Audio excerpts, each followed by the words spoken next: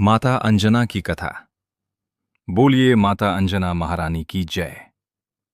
हे भक्तजनों, बहुत पुरातन काल की बात है। देवलोक में एक अत्यंत रूपवती, लावण्य से भरी हुई अप्सरा निवास करती थी। उसका नाम था पूजंक स्थला। उसकी सुंदरता पूरे त्रिलोक में प्रसिद्ध थी। जहां भी जाती, चारों ओर प्रकाश फैल जाता। लेकिन सुंदरता के साथ साथ उसमें थोड़ी चंचलता भी थी। एक दिन की बात है। एक महान तपस्वी ऋषि अपने ध्यान में लीन थे। पूजंक स्थला किसी बात पर हंसती हुई वहां से गुजर रही थी। उसकी हंसी ऋषि की शांति भंग कर गई।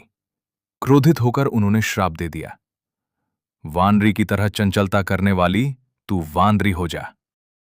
ऋषि का वचन सुनते ही पूजंक स्थला भय से कांपने लगी। वो ऋषि के चरणों में गिर पड़ी और हाथ जोड़कर बोली, हे नाथ, मुझसे भूल हो गई, कृपा करें, मुझे क्षमा करें। ऋषि का हृदय पसीज गया। वे बोले, वत्से, मेरा वचन मिथ्या नहीं हो सकता, किंतु वरदान देता हूं। जब चाहे तू अपना वास्तविक दिव्य रूप धारण कर सकेगी और जब चाहे वानरी बन सकेगी। तू अपनी इच्छा से रूप बदलने में समर्थ होगी। समय बीतता गया।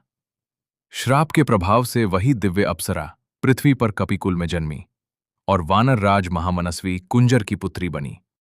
उसका नाम रखा गया अंजना। अंजना बहुत रूपवती थी। उसके तेज की तुलना करने वाला इस धरती पर कोई न था। कालांतर में उस रूपवती अंजना का विवाह वीर शूरवीर वानर राज केसरी से हुआ। वानर राज केसरी कांचनगिरी, जिसे सुमेरु भी कहा जाता है, पर रहते थे। संपन्नता, सुख सुविधाएं, सब कुछ उपलब्ध था। वहीं अंजना अपने पति के साथ सुखपूर्वक रहने लगी। पति पत्नी दोनों एक दूसरे से अत्यंत प्रेम करते। अंजना अपने पति के प्रति पूर्णतः समर्पित थीं और केसरी भी अपनी सुंदर पत्नी पर प्राण न्यौछावर करते थे। इस प्रकार समय बीतने लगा, परंतु एक ही पीड़ा दोनों के मन में थी, संतान का अभाव। कई वर्षों तक अंजना और केसरी ने तप, पूजन और उपवास किए। देवताओं से संतति प्राप्ति की प्रार्थना करते रहे। और फिर एक दिन ऐसा आया जब देवताओं की कृपा और भगवान शिव की अनंत करुणा से अंजना के गर्भ में एक दिव्य तेज स्थापित हुआ।